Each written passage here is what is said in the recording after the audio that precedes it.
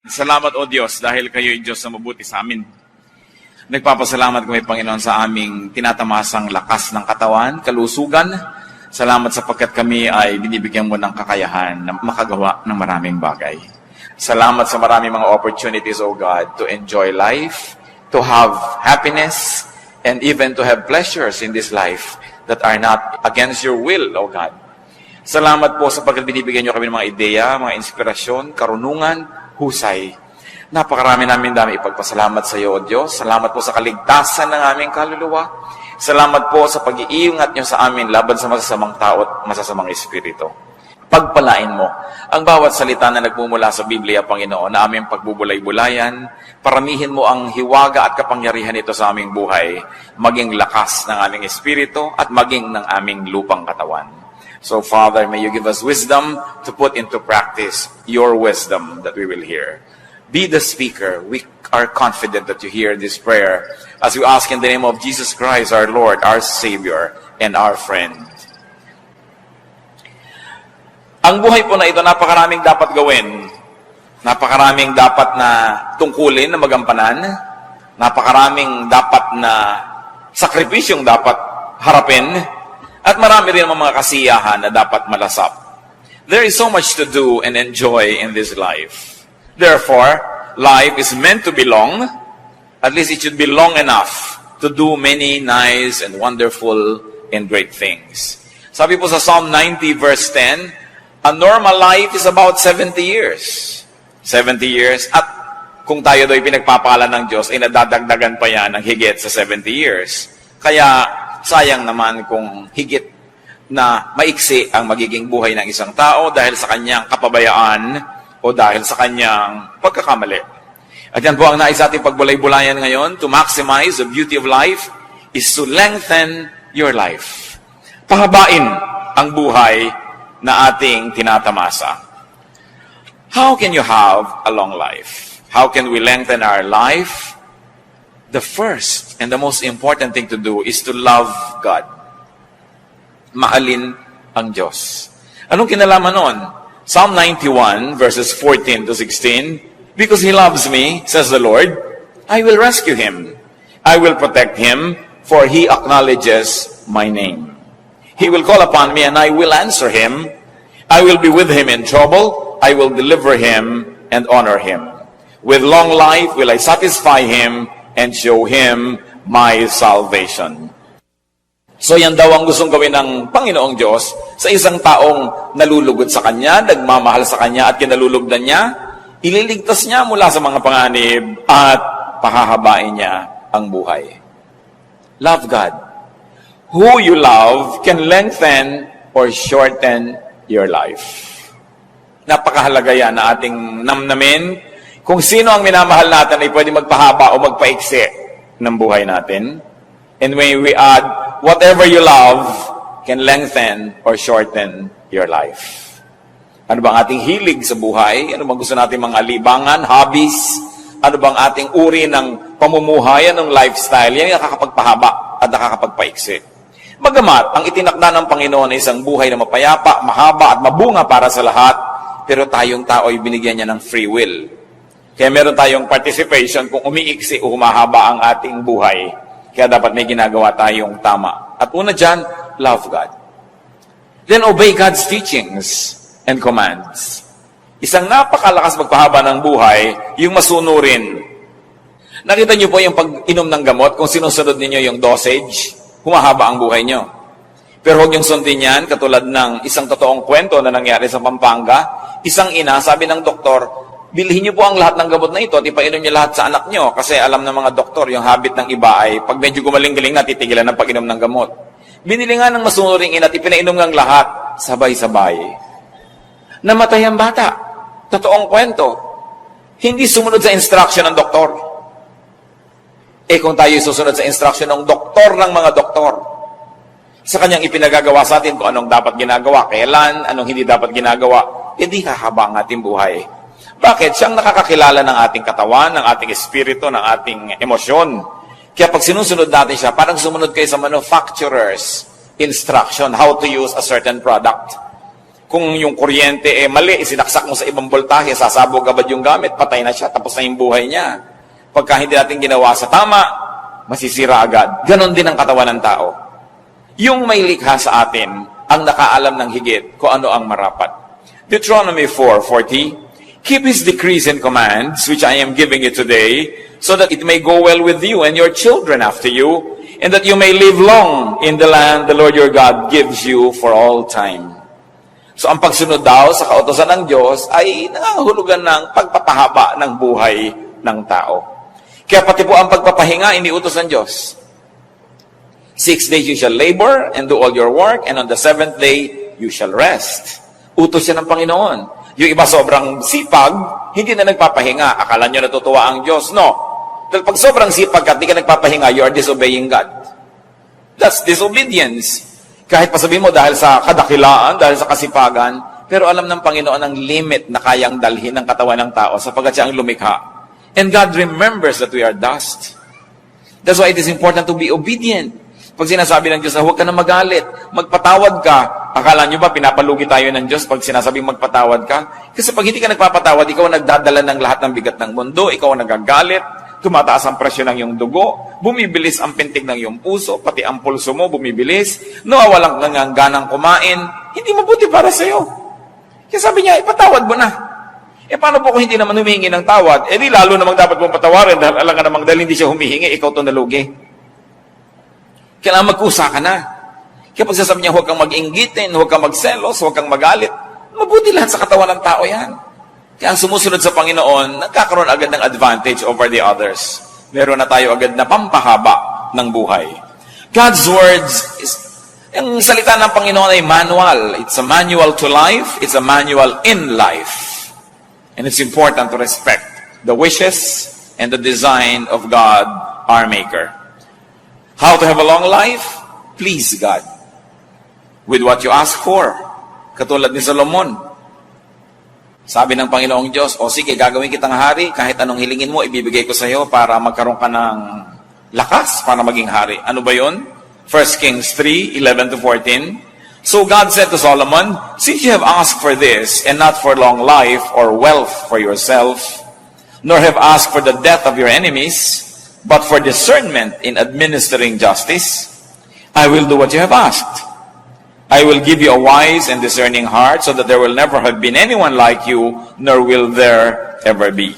Moreover, I will give you what you have not asked for, both riches and honor, so that in your lifetime you will have no equal among kings. And if you walk in the ways, in my ways, and obey my statute and commands, as David your father did, I will give you a long life. Natuwa ang Diyos dahil humingi si Solomon ng wisdom instead of kung ano-ano. At sabi niya, nakakatuwa ang hiningi mo, maganda. So pati hindi mo hiningi, ibibigay ko na rin sa iyo dahil natutuwa ako sa iyo. At kung magiging masunurin ka sa aking mga utos, dadagdagan ko pa ang yan, lahat ng yan, ng mahabang buhay. Huwag po tayo magmadaling mamatay, yung mag to die is gain. No? Nung sinabi ni Paul yun, matanda na siya. No? Hindi naman siya teenager na sinasabi niya, to die is gain. Matanda na rin, talagang pwede na nag-graduate. No? Nagawa na niya ang mga dapat niyang gawin. At saka siguro dahil sa sidhi ng pag-ibig niya sa Diyos, talagang hindi na bali sa kanyang mamatay. Pero life is the primary duty of life. Nilikha tayo ng Diyos, hindi para asamin na mamatay tayo at pumunta sa langit. Nilikha ng Diyos ang buhay, ipinagkatiwala sa tao para kanyang ingatan at ipamuhay ng lubos at ganap. At kung natapos na yon, next chapter, heaven naman. Pero heaven can wait. Hindi mo kailangang apurahin yan. Kasi may ipinagagawa ang tao. Sabi, we were created in Christ Jesus to do good works. So isa itinakdang panahon ng Diyos sa buhay ng tao, meron siyang dapat ma-accomplish. Kaya hindi niya dapat asamin na gumraduate agad dahil meron siyang pwedeng magawa na dito lang sa lupa pwedeng gawin at hindi na sa kabilang buhay. So Proverbs 2:16, long life is her right hand, meaning wisdom's right hand. In her left hand are riches and honor. So ito ang kalooban ng Diyos sa tao. Long life, riches, honor.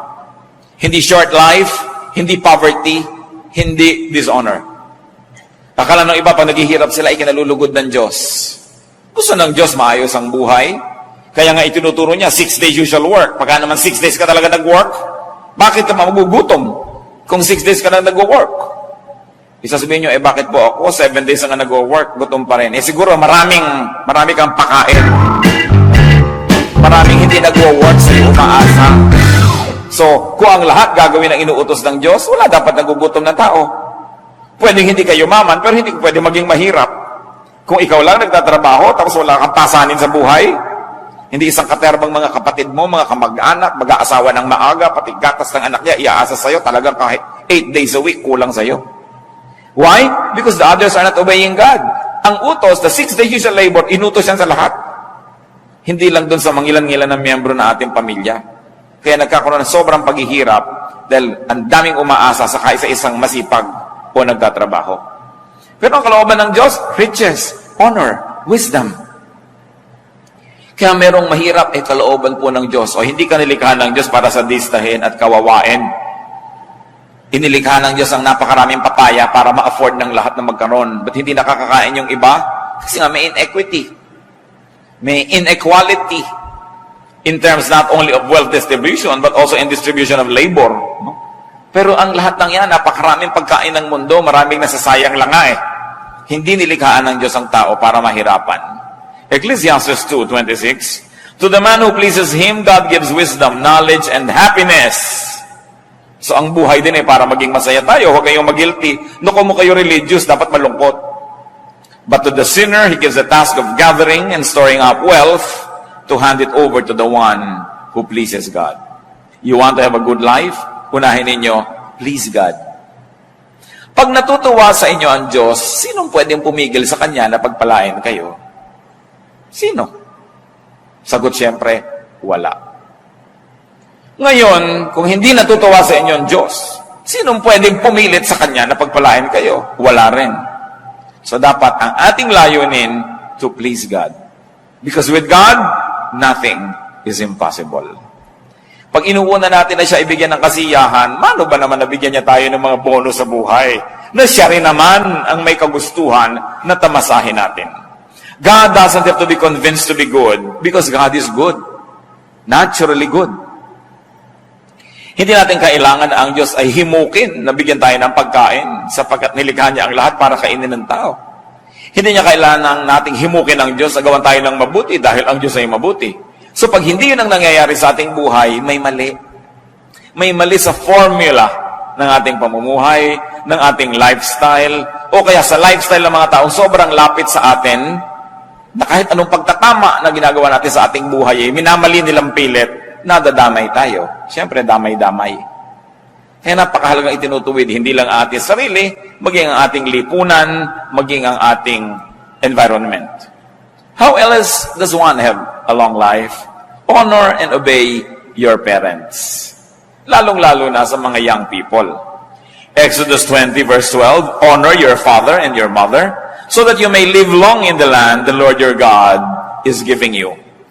This commandment about honoring one's father and mother is very interesting and very unique because among all the commands given in Exodus chapter 20, this is the only one that goes with the promise. Yung iba command lang, you shall not kill, you shall not commit adultery, you shall not do this, you shall not do that. Pero ito, honor your father and your mother, and when you obey it, the Lord will reward you with a long life. Mga kabataan, lalo na yung mga wala pang asawa, kung pipili kayo ng mapapangasawa, isa ang unahin ninyong tingnan, ha? Kung mabuti siyang anak. Yun. Hindi kung 36, 26, 36, dahil after 10 years, 36, 36, 36 na yan. Baka 42, 42, 42 pa. Napakadaling mawala ng ganda. Kahit marunong, nabagok lang yan na amnesia, wala na rin niyang alam. No? Pero ang pinangakuan ng Diyos, yung mabuti sa magulang, yun ang pinangakuan niya ng pagpapala. Gusto niya na magiging matahimik na buhay, magiging magandang ama o ina ng inyong magiging anak, tingnan niyo muna kung mabuting anak.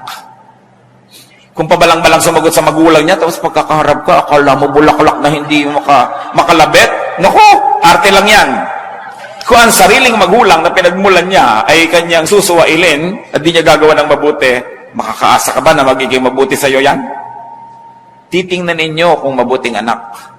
Yun ang una ninyong titingnan. Kasi may pangako ang Diyos sa mga mabubuting anak. At madadamay kayo doon. Kung siya hindi mabuti, damay kayo. Kung siya mabuti, kasali rin kayo sa pagpapala dahil magiging kabiyak niya sa buhay. Ephesians 6:2-3, honor your father and mother, which is the first commandment with a promise that it may go well with you and that you may enjoy long life on the earth. Bakit nakakapagpahaba ng buhay ang masunurin sa magulang? Dahil sino ba namang magulang magsasabing, anak, eto, mag-smoke ka na. No? O ito, maglasing ka na, anak. Ito, drugs, ibidili kita. Huwag kang pumasok, umabsent ka, magpuyat ka. Sumali ka sa mga dangerous games, anak, maganda yan. Di ba? Magpagabi ka, hanggang kagabi-gabihan na sa kalsada. Sinong magulang ang magsasabi niyan? Di ba ang magulang lalo kang inilalayo sa panganib? Kaya pag masunurin ka, 1/2 na ng panganib natanggal sa buhay mo. Dahil sino bang magulang ang magsusuong sa'yo sa panganib, liban na lang meron siyang mental illness. So, sumusunod ka pa lang, practically speaking, lumalayo ka na sa maraming gulo. Meron pang hindi lang practical. Yung beyond practical, yung natuwa ang Diyos sa'yo. Kaya lalo kang pinagpapala. Parental teaching is next to God's Word in sincerity, in concern, and in wisdom. Ang tunay na matalinong anak, susunod sa magulang. At kung nalilito siya, kalooban niya o kalooban ng magulang, dahil bata pa siya, pagtiwalaan niya ang kalooban ng magulang.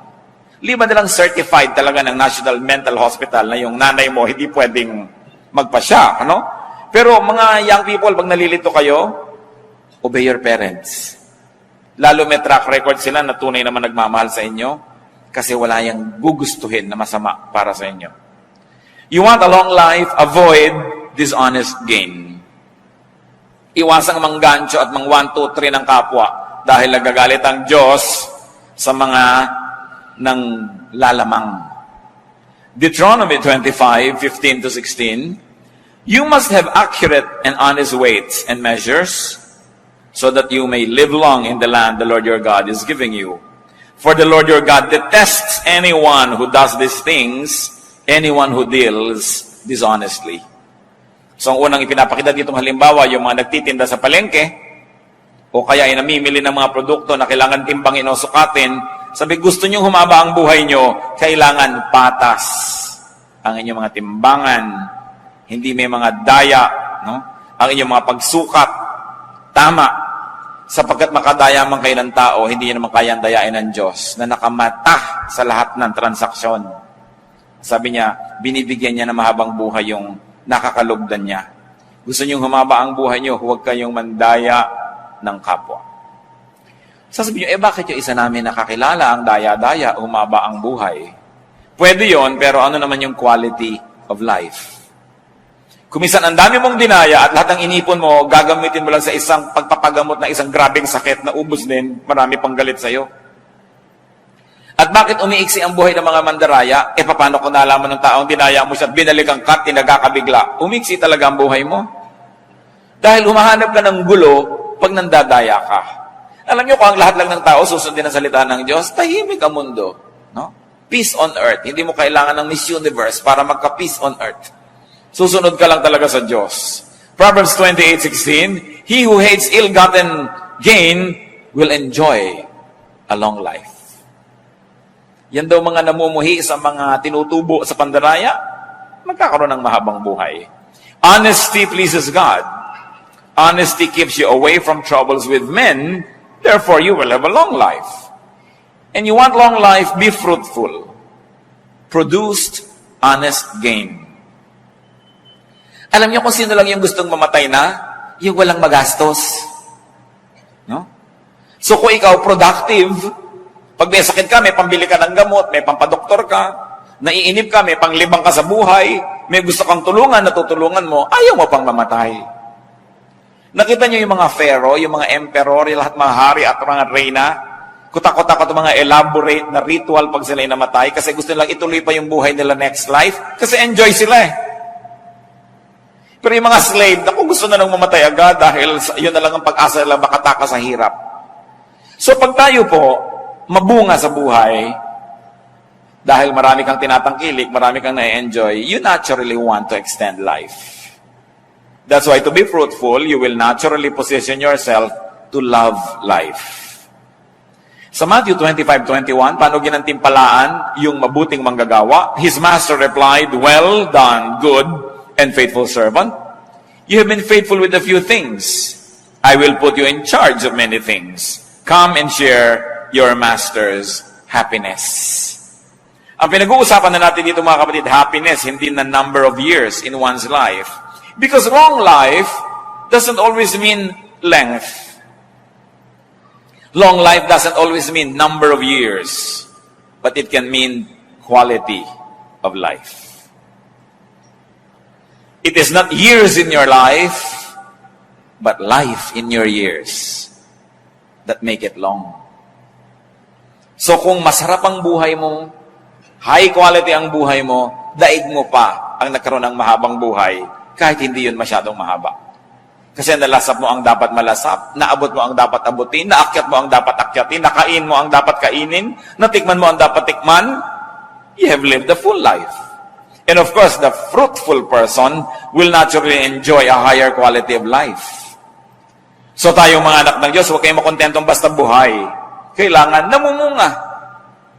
Hitik na hitik, mabulaklak, mabango, humahalimuyak, maganda, makulay. Dahil sabi ng Panginoong Jesus sa John 10:10, I came that they may have life and have it abundantly. Have it to the full. A great, wonderful, and beautiful life. You want a long life? Live peaceably. Live peacefully. Titus 3:2 remind the people to be peaceable. Huwag palaaway. Gaano karaming tao ang palaaway na agad-agad na putol ang buhay. Interrupted ang life nila because they cross paths with another equally troublesome person. Nag-contest sila, namatay sila pareho o isa ang namatay. Yung mga mainitin ng ulo, hindi marunong magbigay sa kapwa, lagi nang nagagalit, naghahari-harian, naghahanap ito na umiksi ang kanyang buhay. It's important to clear and unclutter your mind, to unburden and rest your mind, to have a long life. Kaya ang utos sa Philippians 4:6-7, do not be anxious about anything. And the peace of God, which transcends all understanding, will guard your hearts and your minds in Christ Jesus. Huwag daw tayo maging warrior. Because when you always worry, you don't change the situation, but you make yourself miserable. Pag lagi pong nag-aalala ang tao, lagi nag-iisip, laging namamroblema, hindi naman niya talaga nalulutas yung tunay na problema, nadadagdagan pa dahil siya nasisira ang kalusugan. So sabi, ipanalangin mo. With prayers and supplications, bring your request to God. That's what the Bible says. And then, leave it up to God and live as quietly and as peacefully as you can. Walang kwenta yung natutulog ka pero ang babaw ng tulog mo dahil baka merong sumakal sa'yo o nagagalit ka, baka may pumatay sa'yo. Walang kwenta yung naglalakad ka sa neighborhood nyo, iniisip mo baka biglang may sumaksak sa'yo dyan dahil marami kang kaaway. O kaya iniisip mo baka merong gumawa ng masama sa'yo dahil marami kang atraso sa iyong kapwa. So maganda na yung payapa, tahimik ang buhay. At lagi kong inuulit-ulit, kung talagang mahilig kayo makipag-away, humanap kayo ng kalaban sa Kenya o sa Madagascar o kaya sa Lake Titicaca. Pero yung kaaway nyo, yung kapitbahay nyo, napakalaking kamalian niya dahil ang lapit-lapit, pwede kayo laging saktan, guluhin. Hindi kayo ang kawawa. Lalong-lalo yung nakikipag-away sa kasambahay, hindi humahanap kayo ng napakalapit na problema kasi kasambahay nyo, nakakasalubong nyo sa pinto. Tapos pag naunahan ka sa banyo, ang tagal-tagal niya sa loob dahil sinasadista ka, hirap na hirap ka, i-exit talaga ang iyong buhay. Huwag na kayo maging banal, maging matalino na lang kayo, huwag kayong makikipag-away sa kasambahay. Lalo yung mag-asawa, magka-away kayo, tapos iisa ang hihigan yung kwarto, isang kama, napakahirap gawin yun sa buhay. Ang nakakapagtaka, ba't ang daming tao ang kaaway yung kasambahay, yung kapitbahay, yung malapit? And you are within their reach. And they can give you trouble. And you can make their life miserable. So we will God, we don't want. We cannot be God, we must be wise.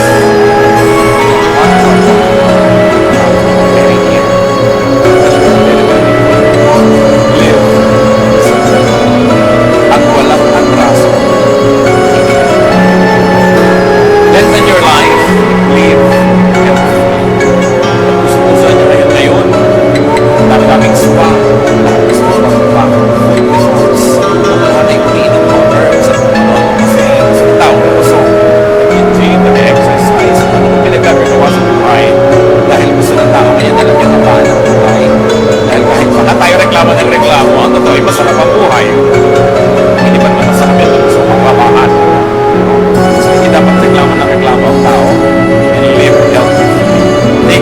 body.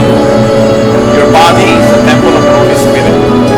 And if that doesn't appeal to you, at least think that your body is the only temple of your own spirit. Pag yung temple mo sila ibang-iba, ano mangyayari sa sarili mo spiritual? Your body is the only physical seat of your life. Nakita niyo, pag bumigay na ang katawan, tapos na ang lahat. Tapos ang mga pangarap, tapos ang mga inaasahan, tapos ang excitement. Pagka ang tiyan ayaw na mag-digest o ayaw tumagal ng pagkain, wala nang appeal ang lahat ng pagkain. Wala nang kahulugan ng anumang bagay. Anong kahulugan ng pagkulay? Anong kahulugan ng pagkakabili sa isang natulak? Anong kahulugan ng lahat ng tulog sa isang pingin? So anong kahulugan ng ganda ng mga tanawin? Tapos may ganda ng kaya ang tao mahalaga niya ang kanyang katawan. Kasi doon lang siya pwede mag-connecta with the physical world. Your spirit cannot connect with the physical world. Just for your stomach, your eyes, your ears, your skin. They are the only ones created and equipped by God to perceive, to understand, and to interact with the natural world. So kailangan inaalagaan mo yung mga mga. Isa dyan, napakasimple remedyo mga kapatid. Drink lots of water. Water is life. Kaya nga yung Panginoon Jesus tinawag na I am the living water. Ano na kahulugan ng tubig sa buhay? Pati si Elijah, isang propeta na gusto nang mamatay dahil napagod sobra. 1 Kings 19:6, he looked around and there by his head was a jar of water. He drank. You know what happened after he slept? He came strong again. He got revived. Napakahalaga ng tubig. And most people, at least 85% of people, are dehydrated. Dami natin ipinapawis, dami natin ipinasipin ng malinis. Very difficult treatment of water. Si Daniel, ang kanyang mga kaibigan na Shadrach, Meshach, and Abednego, sila yung mga royal boys sa Judah, sa Israel, pero sila yung naging mga bihag sa kaharian ni Nebuchadnezzar. Pinapakain sila ng king's food, pinapainom ng king's wine. They refused. So ayaw namin kumain ng mga matutapa na pagkain na yan, mga masasarap na pagkain ng hari at pinupukan yung mga anak. Pagkainin nyo lang pinagkulay at painamin kayo tubig. Sabi nung nagpapatay sa kanila dahil mga prinsipyo na sila, mahalaga rin sila. Mapapahamak ako pagka nakita kayo ng hina. Pakainin nyo lang kami ng gulay at painumin ng tubig 10 days. Then test our strength. Pagka hindi nyo kami nakitang malakas, edi sige, kakainin na namin pinapakain nyo. At sinubok nga yun at nakita sila higit na malakas. Kaya doon sa kumakain ng karami-raming rich foods and rich drinks. Daniel 1:12, please test your servant for 10 days. Give us nothing but vegetables to eat and water to drink. At hindi sila nalugi. Napakahalaga na umiinom ang tao ng tama. Many drinks are time-released poison. Sa mga hapagkainan, nakikita mo kung minsan kung ano ang pinapainom ng host, hindi mabuti sa tao. Although masarap sa bibig, masarap ang lasa. Masarap hanggang dito lang sa dila. Paglampas sa lalamunan, laso na. Kaya kailangan sinusuri ng tao at inuuri kung ano ang kanyang pinag-iinom sa buhay. Yung mga tubig na kinulayan ng mga madidilim na kulay, nilagyan ng isang katerbang asukal, ang mahal-mahal pa. Nakakabuti ba yan sa tao? Eat lots of clean vegetables, but drinks lots of water. So eat lots of vegetables and green leaves. Ganyan ang nakita natin halimbawa sa Biblia eh. Ang Panginoong Diyos, nung nilikha niya si Adan at si Eva, at tinuruan niya ng kung anong pwedeng kainin, anong sabi niya? All the fruits here you may eat. Right? Except one. So ang tunay na original na kagustuhan ng Diyos sa kainin ng tao, bungang kahoy. Hindi sinabing, yung ahas, kainin ninyo, yung ibon, kainin nyo. Hindi, Later lang nangyari yun. Pero yung unang-unang sinabi ng Diyos, ito, you are free to eat any of the fruits. Ibig sabihin, it comes from the plant kingdom, yung food ng tao, not from the animal kingdom. Noon lamang ang tao ay bumagsak na nagkasala, yun yung naisipang unang kainin, no? Yung mga kung ano-ano. Daniel 1:15-16, at the end of 10 days, they looked healthier and better nourished than any of the young men who ate the royal food. So the guard took away their choice food and the wine they were to drink and gave them vegetables instead. Ang sarap-sarap sigurong maging mahilig ka sa gulay. No? I was talking to one Chinese health practitioner. Sabi niya, you want a healthy life? Sabi niya ganon, 1:4. 1 portion meat to every 3 parts vegetable. No? Sabi ganon. At most. Sabi niya ganon. Dapat 1 portion. 25% lang. Hindi yung puro karne, tapos wala kang kagulay-gulay na kinakain. Diba? Pumunta na siya, tapos kinain mo pa lahat, ang bituka, ang dugo, ang lungs, ng hayop. Kinain mo na lahat, wala kang nang pinalampas. No? So, ano nangyari? Kaya ipinagbabawal sa Biblia rin yung pagkain ng dugo. Di ba pag gusto nyo malaman kung may sakit kayo, anong gagawin sa inyo? Blood test. Kasi nasa dugo yung sakit. Tapos kayo kakainin mo. No? Hindi naman natin sasabihin, huwag mong gawin yan. We have liberty to make a choice. Pero isip-isipin mo naman ang pinagagagawa natin sa buhay. Ezekiel 47:12, fruit trees of all kinds will grow on both banks of the river. Their leaves will not wither, nor will their fruit fail. Their fruit will serve for food, and their leaves for healing. Nakita niyo yung itinasabi na mangyayari na bagong buhay, bagong mundo, bagong paraiso ng tao. Sabi ko na, ang kakainin muli, prutas. Paano ka nagkakaibiganin ng cobra kung gusto mo siyang iihaw? No? Paano ka naman magiging kaibigan ng mga hayop kung gusto mo siyang gawing pork chop? No? So, hindi magiging tahimik ang buhay mo. So, sabi niya, leaves for healing. So, nasa dahon ang mga pagpapagaling sa tao. You want to be literal? Think herbal. No? Na talagang nasa mga dahon, napakasarap na kinakain mo yung mga green leafy vegetables. Grade 2 pa tayo, tinuturo na yan na eat green leafy vegetables. No? Pero yung bang ginagawa natin sa buhay? And when you have to fast, fast correctly. May tao po nag-fast, ginaya si Jesus 40 days, namatay. Sa Diyos ko, bakit po ako namatay? Ba't mo ginagaya si Jesus? Si Jesus ka ba? Diba? Hindi ka naman pinag-fast ng 40 days Di papako ka na rin, gayahin mo na siya ng lubos. No? So, sabi sa Matthew 6:16-18, when you fast, do not look somber as the hypocrites do. Put oil on your head and wash your face, so that it will not be obvious to men that you are fasting. In other words, there's a correct way to fast, and there's an incorrect way. So kung talagang convinced ka na magpa-fast, at least get medical advice. Kakayanin ba ng katawan mo yan? Makakabuti ba? Kasi up to a point, it's really good to fast because your body uses your stored energy. Sabi po nila, pag kumain ng tao sa gabi at natulog na siya, titigil ang buong metabolism, so lahat ng kinain niya magiging taba. No? Dahil hindi naman nagamit Kaya yung iba gusto nila talaga, no eating after 6. Kasi sabi nila, it takes 3 hours to fully digest food. So pagkakain mo, dapat 3 hours ka pang gising bago ka matulog. Pero kung matutulog ka na mamaya, kumain ka pa sa katerba, magiging taba lang yun. Hindi mo magagamit. Yung after 6. Yung iba naman, ang dieta nila, after 6 courses. Tsaka pa lang sila titigil. Kaya talagang hindi natabla-tabla ng anumang dieta. But correct timing, correct bodily condition, motive and technique will also be good if one fasted. Pero dapat tama pati yung motivation. Hindi lang para ipagyabang mo nag-fast ka o dahil lahat may magpa-fast, sasali ka. Dapat may personal conviction. Hindi lang nakikiuso. Take your medication. Yung iba, kung naging Christian, ayaw nang uminom ng gamot.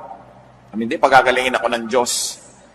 Well, pwede kang pagalingin sa himala. Hindi naman talaga imposible yon. Pero pwede ka lalong pagalingin kung uminom ka ng gamot mo.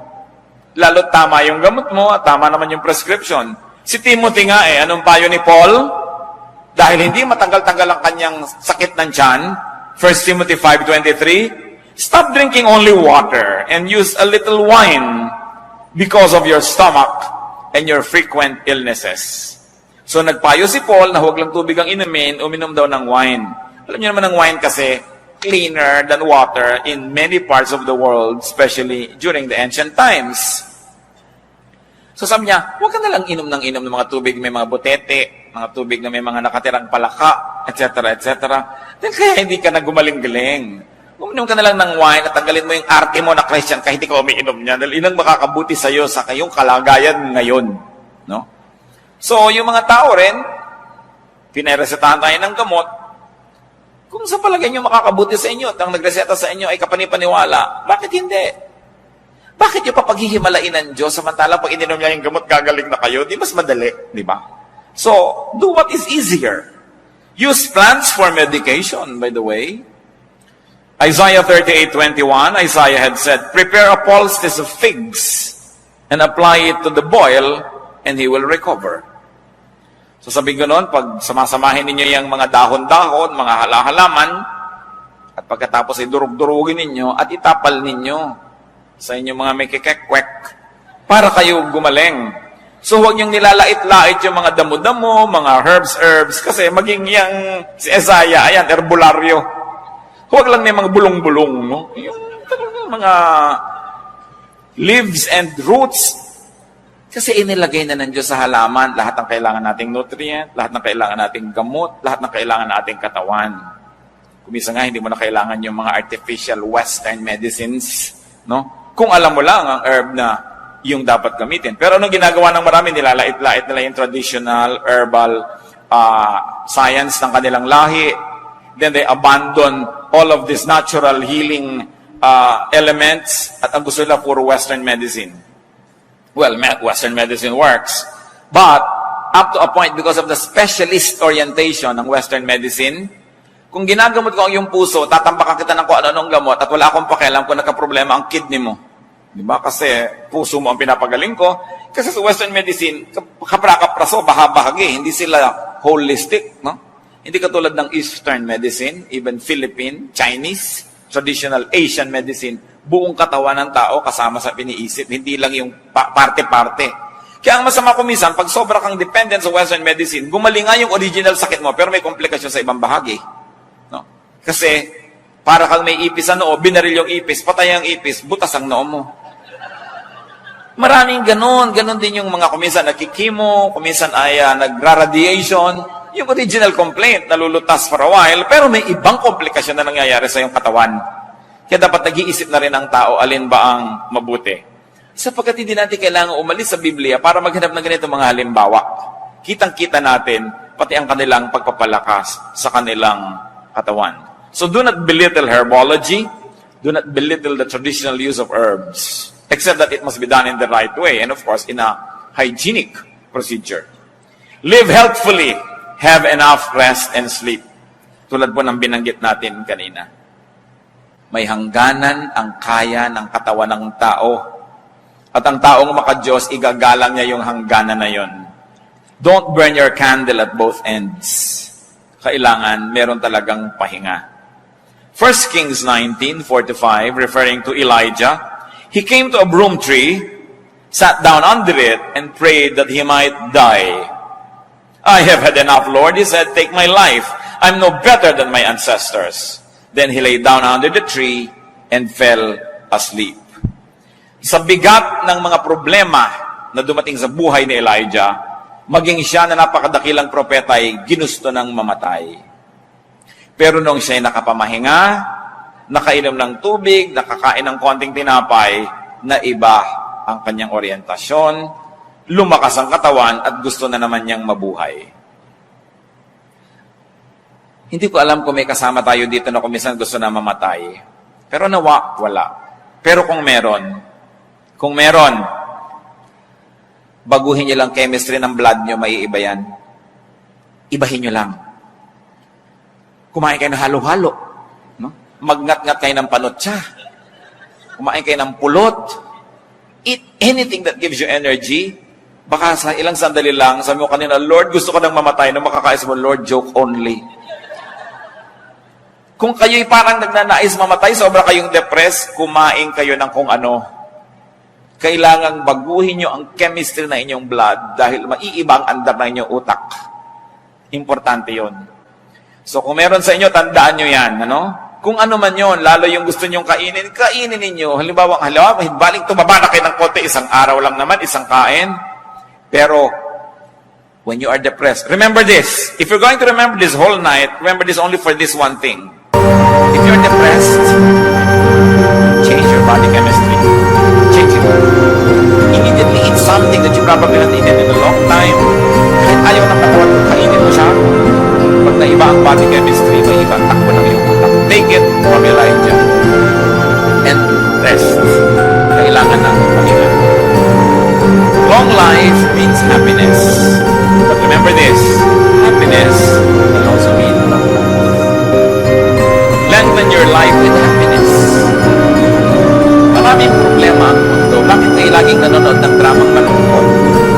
Bakit? Tigilan ninyo ang pananood ng malulungkot na drama dahil pinapalungkot lang kayo. Bakit kayo magpapalungkot ng sarili? Bakit na lang kayo magbaril sa sarili? Mas mabilis. Kita nyo ang Pilipinas, kaya ang dami-dami sa buhay, nagpulo away-away ng magkamag-anak, mga alilin na bagay, awayan sa churches. Kasi pinagpapanood ng drama, sampalan, awayan ang awayan. Iisa lang naman ang formula, hindi niya anak ito, yun ang anak talaga, mamaya isa lang nakakaalam, napakabain na papakabain yung kwento, nagpapaulol naman kayo sa mga kwento ito. It's a waste of time. Walang mabuting maitutulot sa ating lipunan na pananood ng mga ganyang drama. Pakikinig na sa risaling drama. At kung kayo naman mahilig lang manood ng horror, lalo na yung natatakot kayo, kinakabahan kayo, napapatingin pa kayo, at nagbayad pa kayo, ha? Tapos pupunta sa church para makipanalangin, makakita ng magagandang bagay, umawit, at makarinig ng sermon, tapos magdaan ng basket, hindi nakikita.